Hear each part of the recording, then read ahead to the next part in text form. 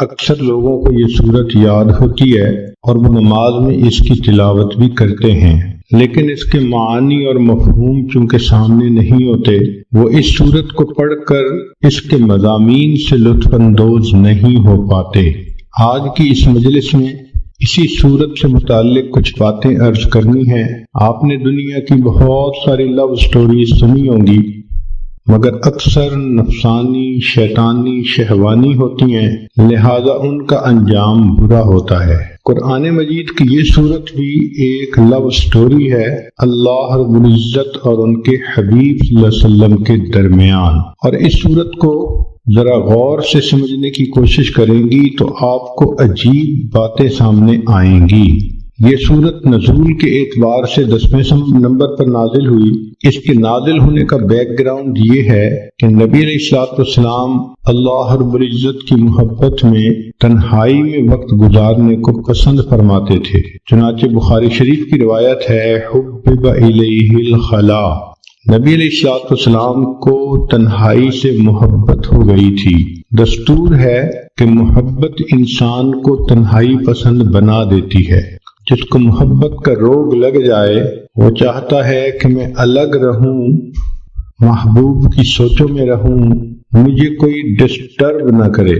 چنانچہ نبی علیہ الصلوۃ والسلام ایک ہفتے کا کھانا لے کر غار حرا میں تشریف لے جاتے اور اللہ رب العزت کی عبادت میں مصروف رہتے۔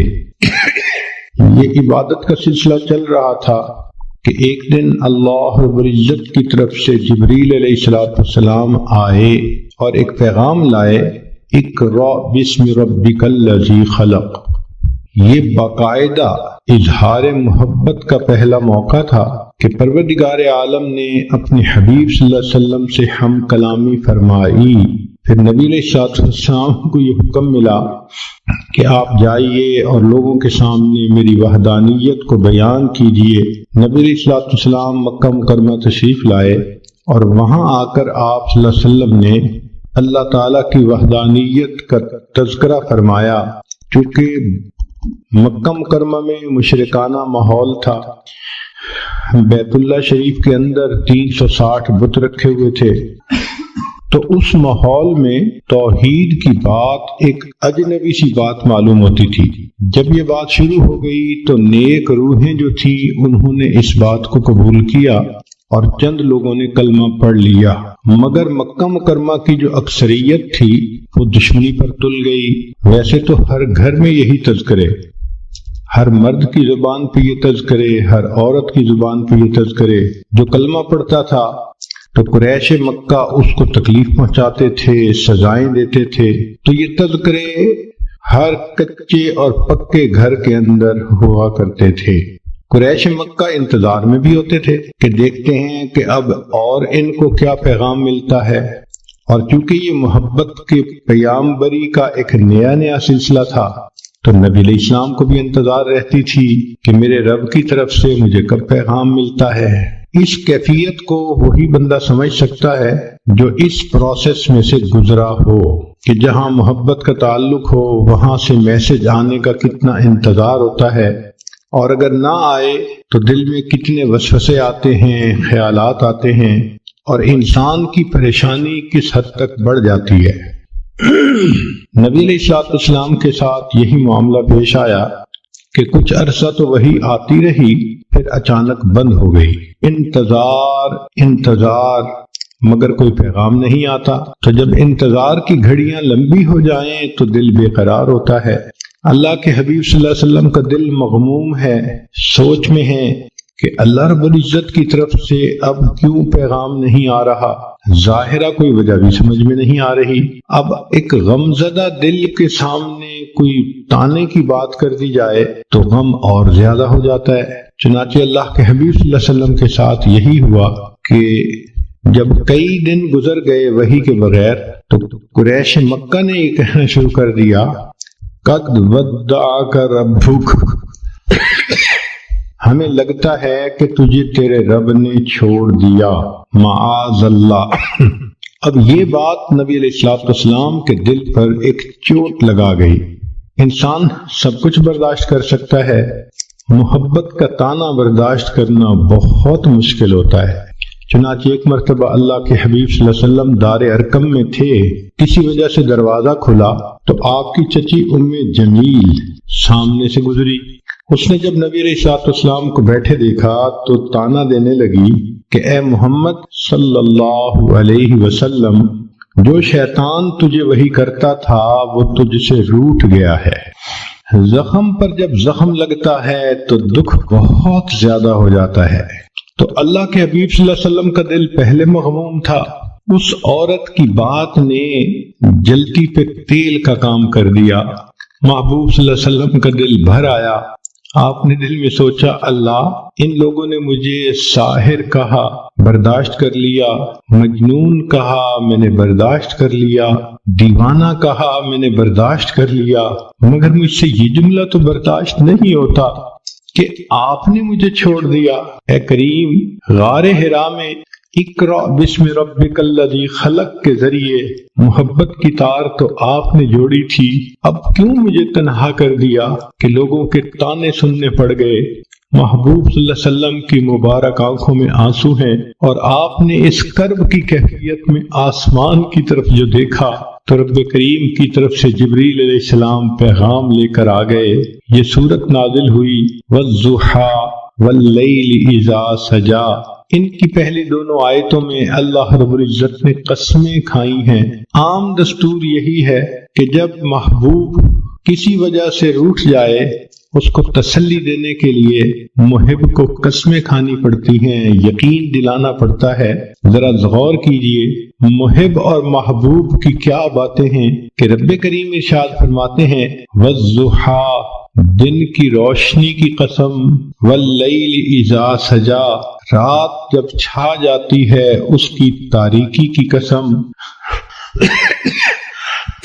تو رب کریم نے دو قسمیں کھائیں، ایک دن کے سویرے کی قسم، رات کے اندھیرے کی قسم، دن کے ہنگاموں کی قسم، رات کے سناٹوں کی قسم، دن کی جلوتوں کی قسم، رات کی خلوتوں کی قسم۔ مقصود یہ تھا کہ زمانے کے حالات و واقعات کی قسم کھا کر فرمایا۔ بعض مفسرین نے لکھا کہ جب وحی اترتی تھی اس کو دن سے تشبیہ دی گئی، اور جب وحی بند ہوئی تو اس کو رات سے تشبیہ دی، تو پھر مفہوم یہ بنے گا وَالضُّحَىٰ وَاللَّيْلِ إِذَا سَجَىٰ، وحی کے اترنے کی قسم اور وحی کے رکنے کی قسم۔ انسان کی زندگی میں دن بھی ضروری، رات بھی ضروری، دن کام کرنے کے لیے، رات آرام کرنے کے لیے۔ تو بغتانہ مقصود یہ تھا کہ اے میرے حبیب صلی اللہ علیہ وسلم، جس طرح وحی کا اترنا ضروری ہے، کچھ عرصہ کے لیے اس کا رک جانا یہ بھی ضروری ہے تاکہ آپ کو آرام مل جائے۔ لیکن ہمارے بزرگوں میں حضرت اقدس تھانوی رحمۃ اللہ علیہ نے اس کی عاشقانہ تفسیر کی ہے۔ وہ فرماتے ہیں کہ وَالضُّحَىٰ وَاللَّيْلِ إِذَا سَجَىٰ، اس کا معنی یہ ہے کہ اے میرے محبوب صلی اللہ علیہ وسلم، وَالضُّحَىٰ، آپ کے چمکتے چہرے کی قسم، وَاللَّيْلِ إِذَا سَجَىٰ، اور آپ کی سیاہ زلفوں کی قسم۔ گویا اللہ رب العزت اپنے حبیب صلی اللہ علیہ وسلم کو تسلی دینے کے لیے ان کی قسم کھا کر بات فرماتے ہیں۔ جب محبوب روٹھ جائے تو محب اس کو منانے کے لیے عموماً یہ طریقہ اختیار کرتا ہے کہ تم اپنے خوبصورت چہرے کو دیکھو، تم اپنی زلفوں کو دیکھو، بھلا یہ چہرہ چھوڑنے کے قابل ہے؟ کون اسے چھوڑ سکتا ہے؟ تو ہو بہو یہی معاملہ بنا کہ رب کریم نے فرمایا وَالضُّحَىٰ وَاللَّيْلِ إِذَا سَجَىٰ، اے محبوب صلی اللہ علیہ وسلم، آپ کے چمکتے چہرے کی قسم، آپ کی سیاہ زلفوں کی قسم۔ چہرہ مبارک دن کی مانند اور زلفیں رات کی مانند۔ گویا اللہ رب العزت نے اپنے حبیب کے اندر ان دونوں کو ایک وقت میں جمع فرما دیا۔ اور ویسے بھی ذرا اگر تفصیلات میں جائیں تو محب اپنے محبوب کے لیے وہ کچھ کرتا ہے جو عام دستور سے ہٹ کر ہوتا ہے۔ نبی علیہ السلام کے لیے اللہ رب العزت نے انوکھے معاملات کیے۔ ذرا غور کیجئے کہ آپ کی ذات بابرکات کے اندر سورج کے چمکتے جیسے چہرے کو اور رات کی طرح ضیاء زلفوں کو اکٹھا کر دیا۔ پھر نبی علیہ السلام کے لیے اللہ نے قبلتین کو بھی جمع فرما دیا۔ شب معراج میں اللہ رب العزت نے انبیاء اور فرشتوں کو اکٹھا فرما دیا، حتیٰ کہ بیت المقدس میں اللہ رب العزت نے عالم دنیا اور عالم برزخ کے لوگوں کو اکٹھا کر دیا۔ تو محبوب صلی اللہ علیہ وسلم کے لیے اللہ نے ایسے کام کیے جو عام لوگ انہونے سمجھتے ہیں، اور محبت میں تو یہ ہوتا ہی ہے۔ چنانچہ قرآن مجید میں اللہ رب العزت اپنے حبیب صلی اللہ علیہ وسلم کے چہرہ انور کا تذکرہ فرماتے ہیں، زلفوں کا تذکرہ فرماتے ہیں۔ آپ صلی اللہ علیہ وسلم کی پیشانی کو اللہ نے والقمر کہا، آپ صلی اللہ علیہ وسلم کی مبارک آنکھوں کو ما زاغ البصر کہا، آپ صلی اللہ علیہ وسلم کے مبارک ہونٹوں کو اللہ رب العزت نے شفتین کہا، آپ صلی اللہ علیہ وسلم کے مبارک کانوں کو کل اذن خیر کہا، آپ صلی اللہ علیہ وسلم کی زبان مبارک کو لا تحرک بہ لسانک کہا۔ یوں معلوم ہوتا ہے کہ اللہ رب العزت نے اپنے حبیب صلی اللہ علیہ وسلم کے قرآن میں جا بجا تذکرے فرما دیے۔ چنانچہ اس سورت کی یہ پہلی 2 آیتیں قسم کھا کر بات کی گئی، وَالضُّحَىٰ وَاللَّيْلِ إِذَا سَجَىٰ۔ یہاں پر ایک بات ذہن میں رکھیں کہ نبی علیہ السلام نے ارشاد فرمایا، من سجد لغیر اللہ فقد اشرک، جس نے غیر اللہ کو سجدہ کیا اس نے شرک کیا۔ ایک حدیث پاک میں فرمایا، من حلف لغیر اللہ فقد اشرک، جس نے غیر اللہ کی قسم کھائی اس نے شرک کیا۔ جس طرح بعض عورتیں اپنی لا علمی کی وجہ سے بیٹے کی قسم کھا لیتی ہیں، یا کچھ مرد عورت کی محبت میں گرفتار ہو کر اس کی قسم کھا لیتے ہیں، تیری قسم، تیرے سر کی قسم، بیٹے کی قسم۔ شریعت نے ان تمام قسموں کا کھانا منع کر دیا کہ قسم فقط ہم اللہ کے نام کی کھا سکتے ہیں، لیکن خود رب کریم نے اپنے حبیب صلی اللہ علیہ وسلم کی قسم کھائی، اس لیے کہ اللہ رب العزت کو اختیار ہے کہ وہ جو چاہے کرے۔ ذرا غور کیجئے کہ اللہ رب العزت نے نبی علیہ السلام کی عمر کی قسم کھائی، لَعَمْرُكَ، نبی علیہ السلام کے شہر کی قسم کھائی، لا اقسم بہذا البلد وانت حل بہذا البلد، اللہ رب العزت نے نبی علیہ السلام کے زمانے کی قسم کھائی، والعصر، نسبتوں کی قسم کھائی، فلا وربک، لیکن اللہ تعالیٰ نے مخلوق کو منع کر دیا کہ تم کسی کی قسم نہیں کھا سکتے۔ تو مفسرین نے اس میں نکتہ لکھا کہ جس طرح اللہ رب العزت اپنی وحدانیت میں وحدہ لا شریک ہے، تو اللہ رب العزت نے اپنے حبیب صلی اللہ علیہ وسلم کو یہ شان عطا فرمائی کہ اے میرے حبیب صلی اللہ علیہ وسلم، آپ محبوبیت میں وحدہ لا شریک ہیں، میں آپ کی تو قسم کھا رہا ہوں، لیکن آج کے بعد کوئی بندہ اپنے محبوب کی قسم نہیں کھا سکتا۔ یہ شرف فقط اللہ نے اپنے حبیب صلی اللہ علیہ وسلم کو عطا فرمایا کہ جیسے آپ میری وحدانیت میں شرک کو برداشت نہیں کر سکتے، میرے حبیب صلی اللہ علیہ وسلم میں آپ کی محبت میں بھی شرک کو برداشت نہیں کرتا۔ چنانچہ آپ کی قسم تو میں نے کھائی ہے تاکہ آپ کی فضیلت بیان ہو، لوگوں کو منع کر دیا کہ تم اپنے محبوبوں کی قسمیں نہیں کھا سکتے۔ چنانچہ فرمایا، وَالضُّحَىٰ وَاللَّيْلِ إِذَا سَجَىٰ، آپ کے چمکتے چہرے کی قسم، آپ کی سیاہ زلفوں کی قسم۔ سوچو تو صحیح، بھلا ایسا چہرہ چھوڑنے کے قابل ہو سکتا ہے؟ لہذا فرمایا، ما ودعک ربک وما قلی، آپ تیرے رب نے تجھے چھوڑا بھی نہیں اور تیرے رب نے تجھ سے منہ موڑا بھی نہیں۔ عام طور پہ دنیا میں محب محبوب کے درمیان جدائی کے 2 اسباب ہوتے ہیں۔ پہلا سبب یہ ہوتا ہے کہ حالات ہی ایک دوسرے کو جدا کر دے، اور دوسرا سبب یہ ہوتا ہے کہ کسی بات پہ دونوں میں ناراضگی ہو جائے اور دونوں الگ ہو جائیں۔ تو ایک کو کہتے ہیں چھوڑ دینا حالات کی وجہ سے، اور دوسرے کو کہتے ہیں منہ موڑ لینا ناراضگی کی وجہ سے۔ تو اللہ رب العزت نے اس آیت میں دو لفظ استعمال کیے، اے میرے چمکتے چہرے والے محبوب، اے سیاہ زلفوں والے محبوب صلی اللہ علیہ وسلم، جس کا چہرہ اتنا خوبصورت، جس کی زلف بھی اتنی خوبصورت، بھلا ایسے محبوب کو کوئی چھوڑ سکتا ہے؟ ما ودعک ربک وما قلا، تیرے رب نے تجھے چھوڑا بھی نہیں اور تیرے رب نے تجھ سے منہ موڑا بھی نہیں۔ اب یہاں تک نبی علیہ السلام کی تسلی کا پیغام کافی تھا۔ صرف اگر یہ 3 آیتیں اتار دی جاتی تو بات مکمل ہو جاتی کہ نبی علیہ السلام کو میسج مل گیا کہ ہم نے آپ کو چھوڑا بھی نہیں، آپ سے منہ موڑا بھی نہیں۔ مگر محب فقط تسلی نہیں بلکہ پھر تشفی بھی کرواتا ہے تاکہ ان محبوب کے دل کو سکون ہو جائے۔ لہذا رب کریم نے اس کے بعد ایک عجیب بات فرما دی، فرمایا وَلَلْآخِرَةُ خَيْرٌ لَكَ مِنَ الْأُولَى، اے میرے حبیب صلی اللہ علیہ وسلم، آپ کا آنے والا وقت آپ کے گزرے ہوئے وقت سے بہت بہتر ہوگا۔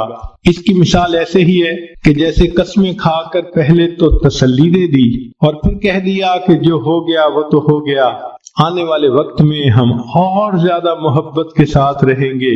تو گویا رب کریم نے بھی اپنے حبیب صلی اللہ علیہ وسلم کو یہی پیغام دیا کہ اے میرے محبوب صلی اللہ علیہ وسلم، وَلَلْآخِرَةُ خَيْرٌ لَكَ مِنَ الْأُولَى، آپ کا آنے والا وقت آپ کے گزرے ہوئے وقت سے زیادہ بہتر ہوگا۔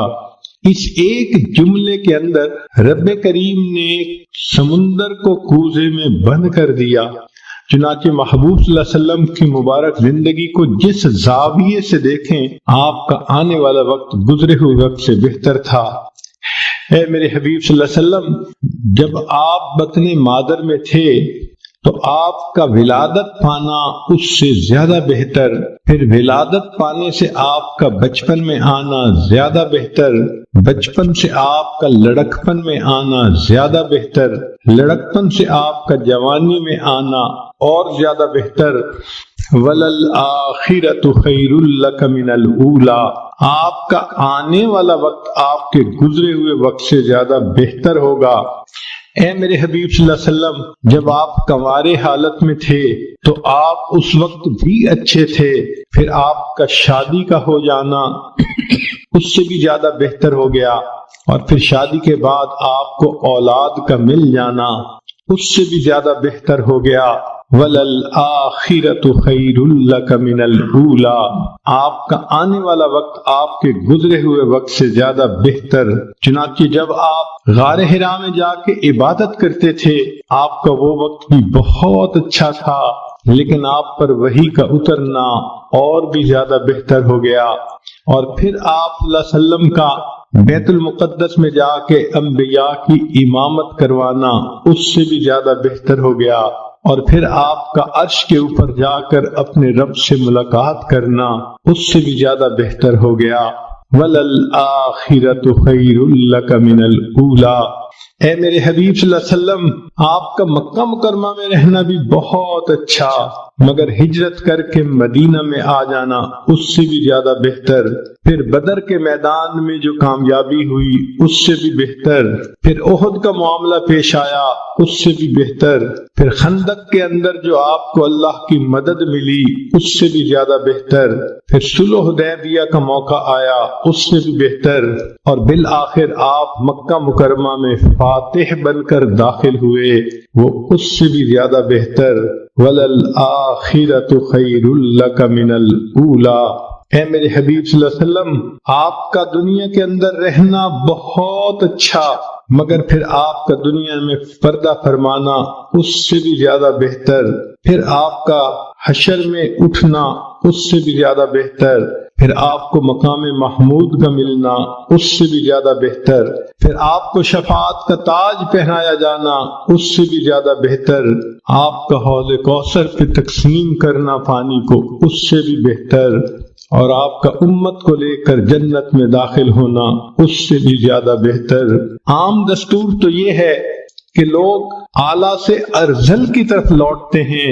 لوگوں کو دیکھیے، جوانی میں حسن کیا خوبصورت ہوتا ہے، بڑھاپے میں حسن چلا گیا۔ جوانی میں طاقت ہوتی ہے، بڑھاپے میں طاقت چلی گئی۔ جوانی میں مال ہوتا ہے کہ انسان کماتا ہے، بڑھاپے میں مال بھی کم ہو جاتا ہے۔ تو عام آدمی کا دستور تو یہی ہے کہ حسن بھی کم ہو گیا، مال بھی کم ہو گیا، طاقت بھی کم ہو گئی، چاہنے والے بھی کم ہو گئے۔ تو عام انسان حتی یرد الی ارذل العمر، وہ اپنے ارذل کی طرف لوٹتا ہے، اعلیٰ ہوتا ہے، ارذل کی طرف لوٹ جاتا ہے۔ مگر اللہ رب العزت کے حبیب صلی اللہ علیہ وسلم کی شان نرالی، آپ کو اللہ نے ایک قاعدہ قانون بتلا دیا۔ میرے حبیب صلی اللہ علیہ وسلم، آپ کا آنے والا وقت آپ کے گزرے ہوئے وقت سے زیادہ بہتر ہوگا۔ اس میں جو خیر لکا فرمایا، تو یہ لکا کا لفظ آپ صلی اللہ علیہ وسلم کی امتیازی شان ہے، آنے والا وقت زیادہ بہتر۔ چنانچہ قیامت کے دن انبیاء پریشان ہوں گے، اللہ کے حبیب صلی اللہ علیہ وسلم اس وقت شفاعت فرمائیں گے اور امت کو لے کر جنت میں تشریف لے جائیں گے۔ کیا شان ہے اس اللہ کے حبیب صلی اللہ علیہ وسلم کی کہ جو ہر لمحے اعلیٰ سے اعلیٰ کی طرف جا رہے تھے، اور واقعی ان کی اللہ رب العزت نے ان کے ساتھ اس معاملے کو پورا کر دکھایا۔ ان کا آنے والا وقت ان کے گزرے ہوئے وقت سے زیادہ بہتر تھا۔ تو گویا مقصد یہ کہہ دیا، اے میرے حبیب صلی اللہ علیہ وسلم، یہ چھوٹنے والی اور ٹوٹنے والی محبت نہیں، پھلنے پھولنے والی اور مضبوط سے اضبط ہونے والی محبت ہے۔ سبحان اللہ، کیا تسلی کی بات اللہ نے فرما دی۔ تو غور کیجئے کہ ان 4 آیات میں اللہ تعالیٰ نے کام مضمون کو کیسے سمیٹ دیا۔ وَالضُّحَىٰ وَاللَّيْلِ إِذَا سَجَىٰ، اے محبوب صلی اللہ علیہ وسلم، آپ کے چمکتے چہرے کی قسم، آپ کی سیاہ زلفوں کی قسم، ما ودعک ربک وما قلا، تیرے رب نے تجھے چھوڑا بھی نہیں، تجھ سے منہ موڑا بھی نہیں۔ وللآخرۃ خیر لک من الاولی، اور آپ کا تو آنے والا وقت گزرے ہوئے وقت سے زیادہ بہتر ہوگا۔ پھر رب کریم نے آگے ایک اور بات فرما دی جس نے بات کو اور رنگ دے دیا۔ ارشاد فرمایا، وَلَسَوْفَ يُعْتِيكَ رَبُّكَ فَتَرْضَىٰ، تیرا رب تجھے اتنا دے گا کہ تو راضی ہو جائے گا۔ محب اپنے محبوب کو اسی طرح تسلی دیتا ہے، میں تجھے اتنا پیار دوں گا، میں اتنا تیرا خیال رکھوں گا، میں اتنا تیرا تعاون کروں گا، تیرا ساتھ دوں گا، پشت پناہی کروں گا۔ وَلَلْآخِرَةُ خَيْرٌ لَكَ مِنَ الْأُولَىٰ، ایک تو آنے والا وقت گزرے وقت سے بہتر ہوگا، اور دوسرا وَلَسَوْفَ يُعْتِيكَ رَبُّكَ فَتَرْضَىٰ، تیرا رب تجھے اتنا دے گا کہ آپ راضی ہو جائیں گے۔ اس آیت مبارکہ سے اللہ کے حبیب صلی اللہ علیہ وسلم کی عجیب شان ظاہر ہوتی ہے۔ ساری دنیا کو دیکھ لیجئے، اللہ کی رضا حاصل کرنے میں سرگرم ہے۔ جس کو دیکھو اللہ کو راضی کرنے کے لیے کوئی سجدے کرتا ہے، کوئی قرآن پڑھتا ہے، کوئی روزے رکھتا ہے، کوئی مجاہدے کرتا ہے، کوئی رات اٹھ کے تہجد پڑھتا ہے، کوئی تسبیحات پھیرتا ہے، کوئی تنہائی میں بیٹھ کے رب کے سامنے ہاتھ اٹھا کے دعائیں مانگتا ہے۔ جس مرد کو دیکھو، جس عورت کو دیکھو، ہر کوئی اللہ کی رضا چاہتا ہے۔ اللہ ہم آپ کو راضی کرنے کے لیے چاہتے ہیں۔ انبیاء کرام کی زندگیوں کو دیکھو، آدم علیہ السلام نے کہا ربنا ظلمنا انفسنا، اس لیے کہ وہ اللہ کی رضا چاہتے تھے۔ نوح علیہ السلام نے طوفان کی حالت میں اللہ کی رضا مانگی۔ یونس علیہ السلام نے مچھلی کے پیٹ میں اللہ کی رضا مانگی۔ ایوب علیہ السلام نے بیماری کی حالت میں اللہ کی رضا مانگی۔ ابراہیم علیہ السلام نے اپنے بچوں کو، بیوی کو ایک وادی غیر ذی زرع میں چھوڑ کر اس سے اللہ کی رضا مانگی۔ یوسف علیہ السلام نے جیل میں جا کر مشقتیں اٹھا کر اللہ کی رضا مانگی۔ یعقوب علیہ السلام نے بیٹے کی جدائی پہ صبر کیا، اللہ کی رضا مانگی، موسیٰ کلیم اللہ نے کوہتور پہ جا کر اللہ کی رضا مانگی۔ جس کسی کو دیکھو اللہ کی رضا کا طلبگار ہے۔ سبحان اللہ، اللہ کے حبیب صلی اللہ علیہ وسلم کی کیا شان ہے۔ اللہ فرما رہے ہیں وَلَسَوْفَ يُعْتِيكَ رَبُّكَ فَتَرْضَىٰ، میرے محبوب صلی اللہ علیہ وسلم رب تجھے اتنا دے گا کہ تو راضی ہو جائے گا۔ آج ولی کو دیکھو، ابدال کو دیکھو، کسی قطب کو دیکھو، غوث کو دیکھو، ہر کوئی اللہ کی رضا کا طلبگار ہے۔ آج کسی قاری کو دیکھو، حافظ کو دیکھو، عالم کو، مجتہد کو، محدث کو، ہر کوئی اللہ کی رضا کا طلبگار ہے۔ آج کے دور میں ہر امیر، ہر غریب، ہر گولا اور کالا، ہر عربی اور اجمی، ہر مرد اور عورت اللہ کی رضا کے طلبگار ہیں۔ مگر اللہ رب العزت فرماتے ہیں میرے محبوب صلی اللہ علیہ وسلم پوری کائنات میری رضا کی طلبگار، اور میں پروردگار تجھے راضی کرنے کا طلبگار۔ وَلَسَوْفَ يُعْتِيكَ رَبُّكَ فَتَرْضَىٰ، تیرا رب تجھے اتنا دے گا کہ تو راضی ہو جائے گا۔ محبوب آپ کی مراد کو میں پورا کروں گا، اور اللہ رب العزت نے واقعی ایسا کر کے دکھا دیا۔ چنانچہ محبوب صلی اللہ علیہ وسلم نے انگلی کا اشارہ کیا، اللہ نے چاند کو دو ٹکڑے کر کے دکھا دیا۔